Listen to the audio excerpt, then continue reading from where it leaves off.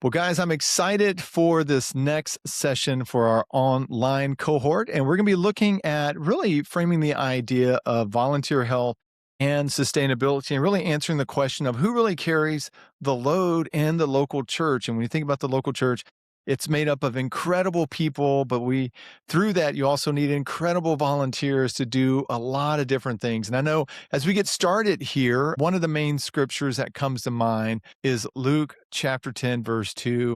And that verse is the harvest truly is plentiful, but the laborers are few. And so when I look at our panel and our kind of our group here today, we've got some seasoned veterans. We got Daniel, Kyle, and Marlon, who are going to bring hopefully some great wisdom to us all as we explore this content. Before we jump in, I would love to have each one just introduce kind of where they're at, a little bit about their ministry in 30 seconds or less, and we will start with Daniel. Well, I am Daniel Williams, aka Billy Almaguer's co-host. Just blessed to be here with you. I get to serve as a lead pastor in South Florida, Lake Worth, Florida, at a congregation there. So blessed to be with you guys and excited to learn from you. Well, my name is Kyle Curry. I am in Murfreesboro, Tennessee. It's just kind of like 30-ish minutes outside of Nashville. And my family and I moved here in February of 2020 to plant a church. And we did that.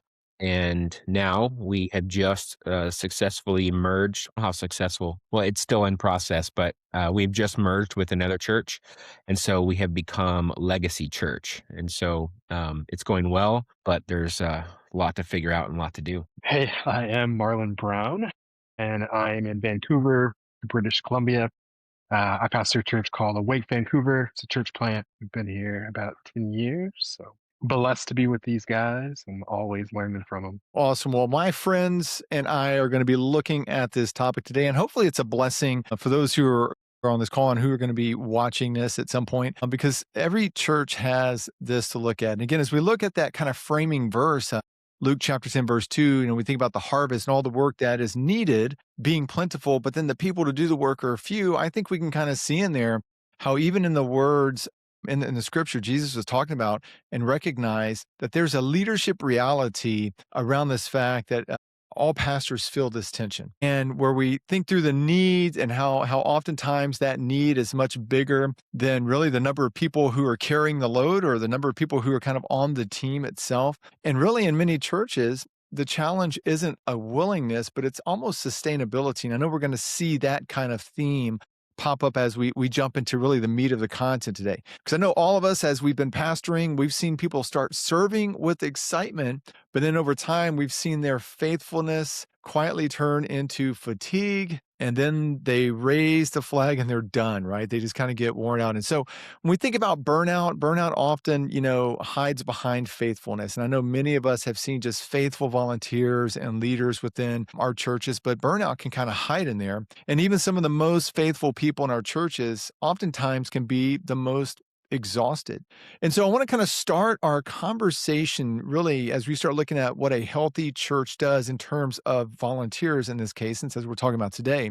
And really the fact that healthy churches don't just recruit volunteers, they really develop and sustain people. And that's kind of the longer call, I think, of what we're looking at doing. And so if burnout hides behind faithfulness, the first place we need to look really as we kind of start unpacking this topic is who's actually carrying the load. And that's kind of our first segment I want to jump into with our panel here and ask that question, who's carrying the load?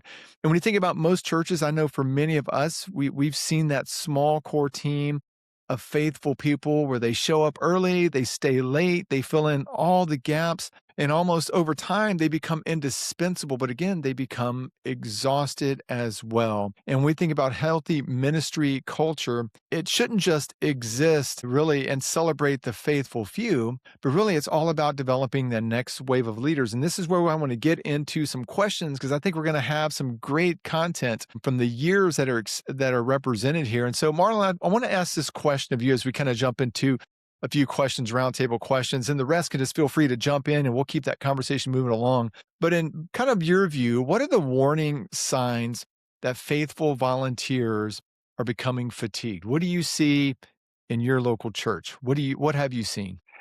I mean, I think there are a few obvious ones.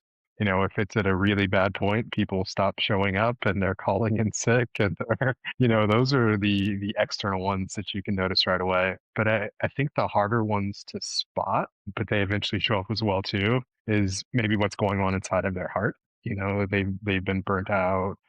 They're not being refreshed in the Lord. They're not being refreshed in their personal time. They're not being refreshed in community with one another. Yeah, you're just seeing a dryness. Like I said, that one's a lot harder to spot, but I think it eventually does manifest itself in the way that they're interacting with others. Maybe they're shorter with the people that they're serving, a little more quick tempered, a little less gracious. I think those are usually the things that I'm trying to spot and look for. Yeah, it's good. Kyle, Daniel, what do you guys think? What are the things that you see, some warning signs? Yeah, well, for me, I think, well, we may go here a little bit later, so we want to wait on this. But as far as preserving people so they don't get to that burnout, I think it's, watching, how they interact, like Marlon said, but really, it's really our job as shepherds to say no for the sheep. And that's like counterintuitive to church planting. And because when you church plant, you need volunteers and you need servants. And so a warm body is a good body. And, but if you don't shepherd those people and you don't know when to say no for them, then they get to that point where they, like Marlon said, they stop coming back. And I came from a church that was set up and tear down in a gym. We got there at 5 in the morning and left at 2 in the afternoon every Sunday. And it was an extensive setup, and we had an amazing team of 50 plus people that would show up every Sunday morning. And you start seeing the same faces every single week, and you're like, oh, these guys are awesome, and they were. But I didn't do a great job of building infrastructure around them and others around them to help. And so we kept on calling on the same people, and then they stopped showing up. And I look back and I'm like, that's a big regret that I have as leading those teams, of not recognizing those signs of burnout early. But as Marlon said, they're hard to recognize because you don't see what's going on in someone's heart all the time. You only see the external symptoms of what's really going on inside. And sometimes those are too late to catch, and they've, moved on, or, so, but yeah, I think saying no, ahead of time before there's that burnout is crucial. I think of like Psalm 23 when David said, the good shepherd, what does he do? He makes me lie down in green pastures. He makes me rest. And that's the last thing we want to do. It's like, no, well, there's something to get done. Like, you're willing, sweet, go do it. But when do we as shepherds make people lie down in green pastures is kind of the big question that I have. Yeah. Good.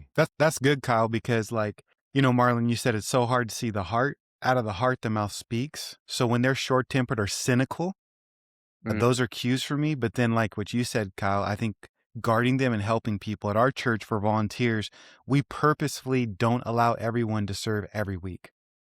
So we don't know what's sometimes going on in people's hearts, but we purposely, those that want to serve every single week, we don't schedule them every week so they can just rest and come to church. And then when they aren't scheduled to serve, and if they don't show up, that's another cue.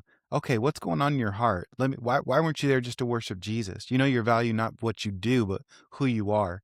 And so I tend to watch for signs of people's hearts, their attitudes. Are they serving with joy? And then trying to proactively guard their heart as a pastor and shepherd, where I can walk around and just minister to all the teams and just sort of talk to them and hear their heart, hear what they're saying, and make it a refreshing time as they serve. That's good stuff. That's good. Billy, Go ahead. can I throw one more thing in? Because I think we're looking at indicators from the side of the volunteer, which is important. But I think another good reminder too is from the pastoral side.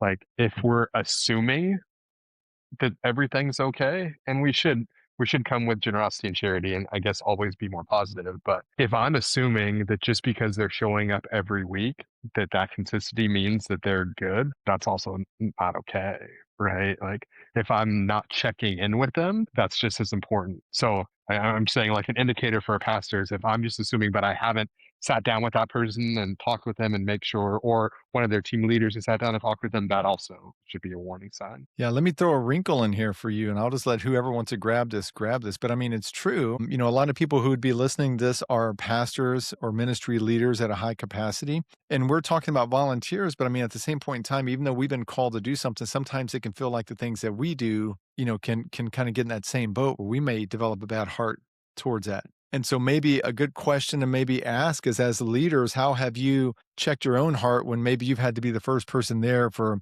55 Sundays in a row or whatever the case is, and you're the last person to leave? I know Kyle's got a great story about that.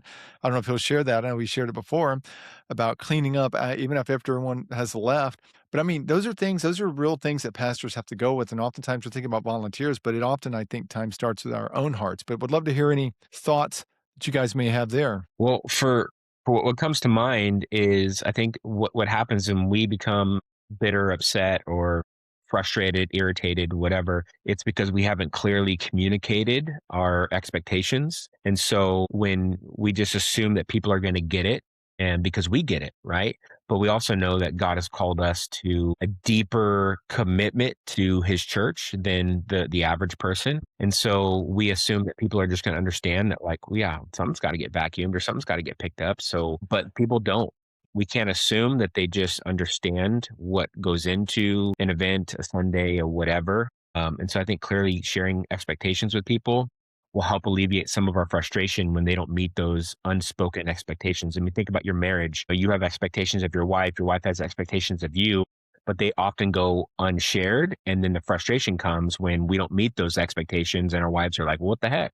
They're like, well, why don't you just tell me and I would have done it? You know what I mean? And you're like, well, I shouldn't have to tell you. You know what I mean? And so in a sense, yes, we shouldn't have to tell people, but our job is as disciplers is to disciple people. And is a lot of that is sharing those expectations. So that's going to alleviate burnout on my end when I've clearly explained what I'm expecting and maybe my expectations are too high and we can talk through that. If I never share those, it's going to lead to frustration and burnout because people aren't doing what I think they should naturally know how to do without ever being discipled and how to do it.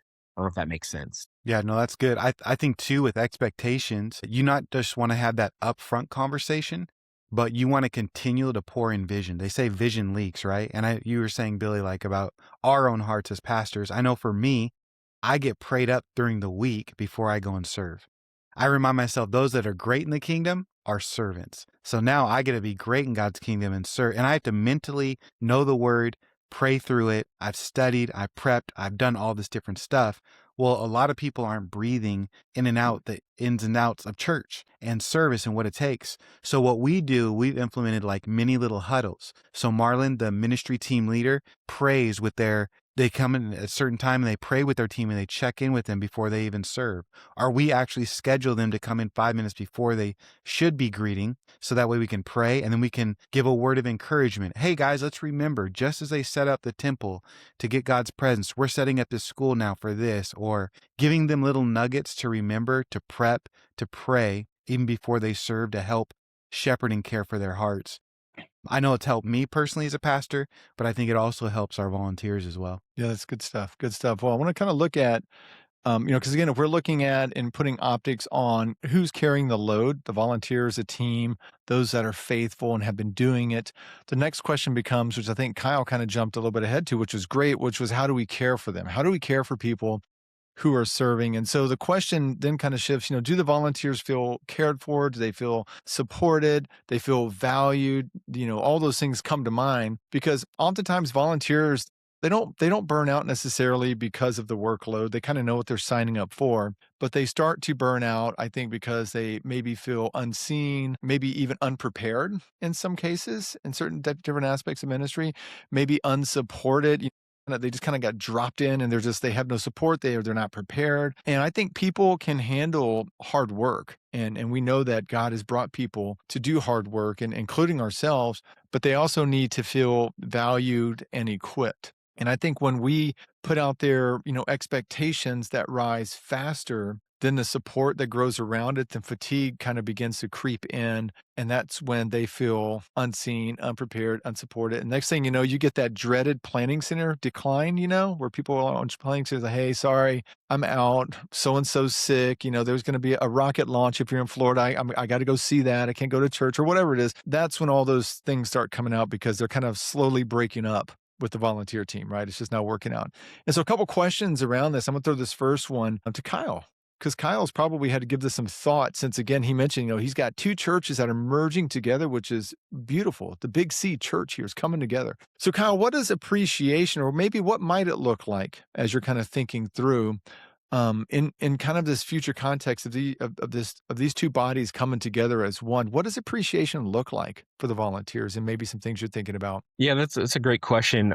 I would say this, that nothing makes somebody feel less appreciated and more used than when you only talk to them when you want something from them. And so, think of your spouse, your kids, or, if the only time you're communicating with your kids is when you need them to do something for you, well, they're going to feel like, what the heck, am I just a means to your end? And the same thing is true with volunteers and servants. And really, I don't even want to call them volunteers. We always called them servants because that's the culture that we want to create. But when we only are reaching out to people when we need something from them, that's going to be a red flag in their mind, that we don't really value them as humans, as people, as sheep, and that we're only looking to get what we can get something out of them. And so for me, something that are trying to do, or I'm trying to do, is just send text messages, just throughout the week. Like, I've got a calendar, and I have a reminder on Wednesdays at 10 a.m. to send this person a text on my team and just encourage them. And so picking up the phone and just calling them, of course you can do the appreciation lunches and dinners and those things, but I think the human interaction is going to be worth more to them than a meal or a gift card. Well, that's good. I would say, if you're listening to this and you've not probably thanked one of your volunteers, like in person or even over the phone or text, something a little bit more, one-on-one contact, and start doing that. That's a good word, Kyle. What about the rest of you guys? What do you think? What are some things you do to appreciate volunteers or servants in the church? Yeah, I think, and Kyle touched on this, so I'll just kind of double down, but I think it definitely starts with your mindset, because we can get into particulars. I came from prior to being here in Vancouver, I was serving at a different church. And man, like, there was such, not just in volunteer, but on the pastoral side of things, there was such a constant turnover and burnout. And I mean, I love the senior leader. I had when I first came on staff there was a lot of praise, like, you're doing great, you're doing great, you're doing great. And then one of the other pastors was like, hey, temper things down, warning me, like, be careful because you're going to burn yourself out. And this other individual's probably going to burn you out as well. And he made this comment that the other senior leader tends to use people like a dartboard, just throw everyone at the mission. And it taught me, and I'm still working through this, but like, don't focus on the mission more than you're focusing on the people, because we can get so caught up. And I think it's specifically as senior leaders, we're very missions minded. We tend to be more type A. We got to get the work done. We got to get the work done. Kind of like Kyle was saying, you end up throwing people at the dartboard, just treating them like cogs to get things done. So the mindset, people, not just mission, the people themselves are the mission. One way that we practically try and do that is just remembering that people are people and they have schedules. So not over scheduling them, making sure we're working in teams and rotations. That's pretty big for us too. Just, you have lives. Your life isn't just serving here at this church. Yeah. That's a good point, because when you think about people and lives, one of the ways that we can appreciate people is communicate and plan. So clarity is kindness. Kyle talked about giving expectations. When do you show up? When do you don't show up? Training, letting them know. That's actually a way you appreciate people, training them, giving expectations, but also being like, hey, a month and a half out, we have this event. Hey, I know that we're coming up in April and Easter's coming. Does anyone have any blackout dates? And making sure that you're working with people and realizing that they're actually people, to appreciate them. And then I love saying thank you. I love publicly praising people from the stage, but also just behind the scenes. Anytime I can make an excuse to say thank you or show love to people that are serving in our church, I do. Even doing old school, even just this last week, I wrote 60 handwritten cards to all of the serve teams and gave them a little free book, praying for them, because I know that Easter's coming up, but not praying for them for Easter, but saying, hey, I'm praying that you would have boldness as you invite your friends and family. I want to make sure you know that your prayer team is praying for all your friends and family that don't know Jesus yet. And if we can support you in any way and just pray for them by name, let us know. So no agenda, no, anything, but just letting you, Christmas comes up, I'm going to give you a gift. New Year, hey, it's a new year. Here's a book for vision. Just, Spring cleanup, you got rid of some shirts. Here's a new t-shirt. I mean, I just want to make sure that I am continually focusing and loving people, because I think it's not just what we do, like you said, that mission and dartboard, but how we do it, and loving people is so important. So I want to be able to appreciate, praise, thank. A pastor friend of mine said, and I don't know if this is theologically correct, but he always said, Dan, God gets the glory, but people get the credit. And it's pretty true, right? Like, God always gets the glory, but when we actually serve unto the Lord, the Bible says he's going to reward us for those things. So it's good to just remind people and thank people and say, hey, what you're doing in your faith, it's all by God's grace, but your faith and effort, it does matter. And it makes a difference in my life personally, but in the people's lives around you and in this church. So yeah, I don't know. What do you guys think about that comment? God gets the glory, but people get the credit. I think it's true, but it's unfortunate, right? Like, we should be giving the Lord the credit, but I'll take an attaboy, right? I mean, who doesn't want an attaboy? And then, when you think of like miracles, even, I know this is off topic, but like, we don't accredit miracles to the Lord as much as we do like, wow, that was just great medicine. That was just great physician's work. That was just, you know what I mean? But it's like, when you boil that stuff back, like, the Lord was doing that, And so I know it's off topic, but anyways, that's what came to mind when you talked about that. But I think it's true. And I don't think it has to be a negative thing, right? Like it can be positive because we are co-laborers with the Lord. Like he's invited us into the work with him. So that can be framed as a very positive thing as well, something to celebrate, something to acknowledge. So, I mean, I think you can get evil if the heart is evil and just wanting the credit, but seeing that as participation with him and getting credit that he allows us to do this, that's a wonderful thing. And that is something even from a volunteer perspective, like, hey, this is the motivation for why we serve, right? Not just because you have to, but man, the Lord has given you this wonderful opportunity to be able to come and co-labor with him. That's a blessing. A lot of great wisdom here, and I loved hearing all y'all's hearts for the people that God's brought to you to be part of the fellowships at where you're at. And that's, I think, that's the heart behind it, is really caring about the people. And I think that's the point. And so again, if you're watching this and like you struggle, I know sometimes maybe you're not comfortable talking one-on-one with people or texting them, and that might be a struggle. You're okay like giving a message that the Lord has given you, but really encouraging others. But that really does go a long way. And I would say find the thing that works for you to encourage people, because really it kind of leads us into our third and final segment, which talks about how healthy volunteers or servants oftentimes can grow into something more. Like, God can be doing something behind the scenes. And I often think about my journey, and it's probably similar to many of yours. Like, my journey didn't start with someone handing me a Bible and say, "Hey, could you go share a message?" My journey started at the end of service when I was stacking chairs, and then I got keys to a box truck, and it just kind of just did whatever was needed. I just kind of started doing, but there were pastors and leaders that were pouring into me along the way. But when you think about healthy volunteers, kind of growing into something more and stepping into the calling that God has called them, that's what it's all about. That's what's following Jesus and cultivating people is all about. And, that really kind of leads to the next kind of question, is that sometimes, and I hate to say it this way, but it's true, and I know none of us would probably admit it, but when we think about like all the things that need to get done on a Sunday morning or throughout the week and the things that you do in the church, sometimes it can easily slip into filling roles, right? We're filling a spot, I need someone here for 2 hours. I need someone at the front door, or whatever the case may be. Instead of thinking it as like you're developing this future ministry leader who God might use this as a stepping stone into what he's ultimately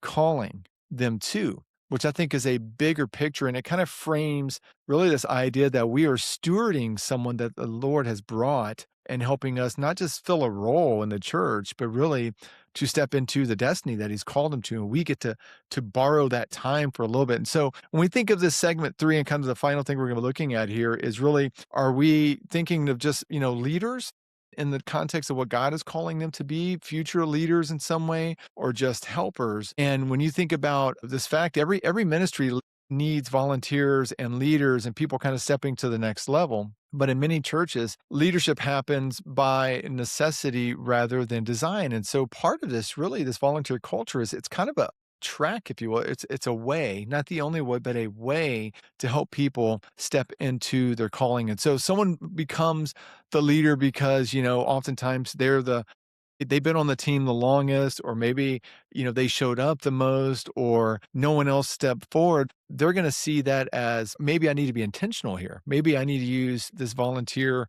thing as a leadership pipeline or something, whatever you want to call it, because discipleship always moves, towards responsibility and multiplication. That's a whole idea, right? And that's volunteer is kind of a great way. Someone jumping into it being a servant or volunteer, that's a great way to kind of step into that season. Just know the people that love me and I love them. Oh, okay. That's it.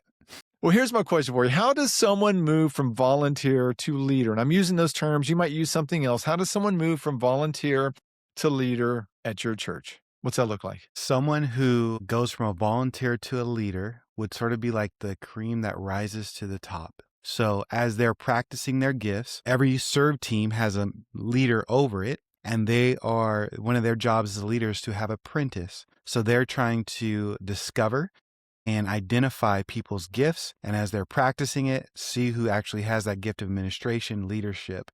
And as people practice those things, they'll say, hey, I see this in you. Would you come a little early and let me show you, or would you do this with me? And so one of the ways a volunteer or someone just loves greeting would come into that leadership position is we would see some gifts, some abilities, and then we would just start pouring into them and doing it with another leader, and then specifically be intentional and say, would you be an apprentice? Or would you want to start serving this ministry once a month or every other week or something like that? So it's very relational, but if you could train your leaders to pour into other leaders, it becomes very fruitful, not only for the people coming up, but those leaders to help discover gifts and develop people rather than just positions. Yeah, I think it's recognizing people again for being humans, for being sheep, versus just a means to an end. And so if we're looking at them as being image bearers of God, well, then God's got a greater calling than just filling being a stopgap. And so it's understanding that there's more to that person than just filling a specific spot, that God may be doing something in their heart that he wants more from them. And so, just understanding that when you're going in, scheduling your serve teams, your volunteers, understanding like, who among these people has God already been doing a work in their life? And I think all we really do, at least what I really do, is I just recognize what God's already doing. I don't create leaders. God creates those, and I just see what God's doing. And hopefully I have the wisdom and discernment to lean into that and to push them along. And so just being discerning with our volunteers, with our servants, and looking at them again as image bearers versus just, oh, hey, I need this done. And they're faithful, and faithfulness is awesome.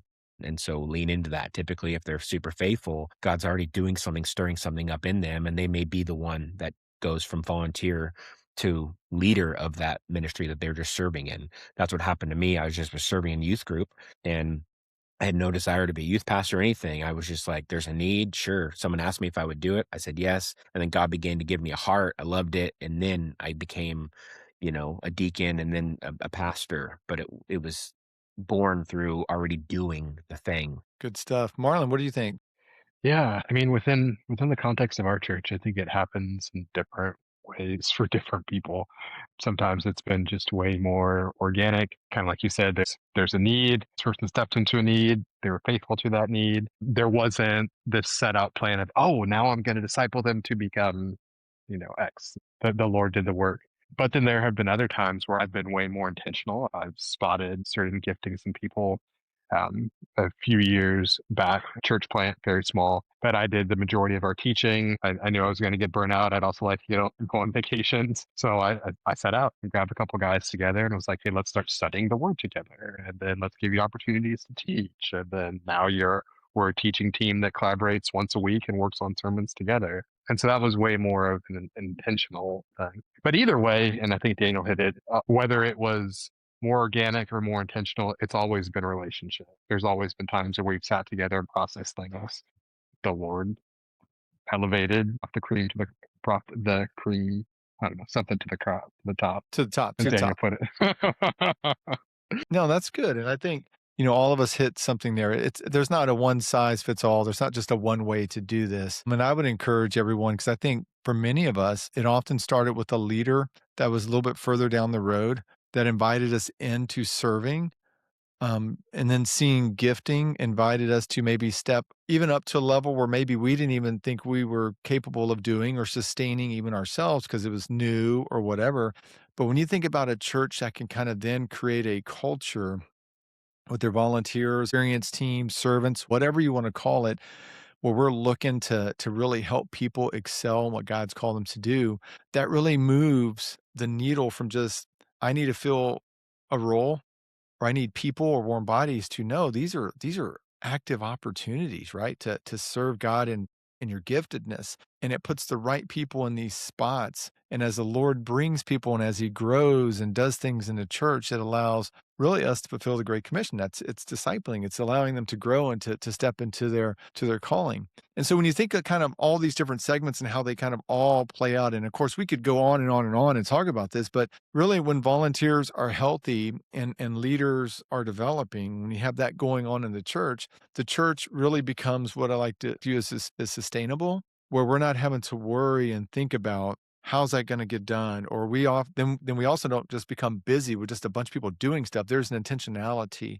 behind that. So no matter really what size you are, every church has to have some way that they're growing these, growing servants and leaders and volunteers because we've all experienced that. And really the whole idea isn't just to grow exhausted ones, it's to grow them to what God is calling them to do, to steward that time. And as we all know, faithful people will always say yes because they see a need and they're just going to go do it. But really, as leaders, I think the charge that I was reminded of is that we have to make sure that faithfulness doesn't lead them to fatigue, burnout, disconnecting from the church because all the church wanted was, A, B, and C for me. And so there's always that balance as leaders and as pastors to really take care of, the people that God has brought to us to in a good way help push them into what He's calling them into, but that means we got to know them. And so you never get away, I think, as pastors from kind of knowing that. And if you think about healthy churches, and I think all of us would agree here, but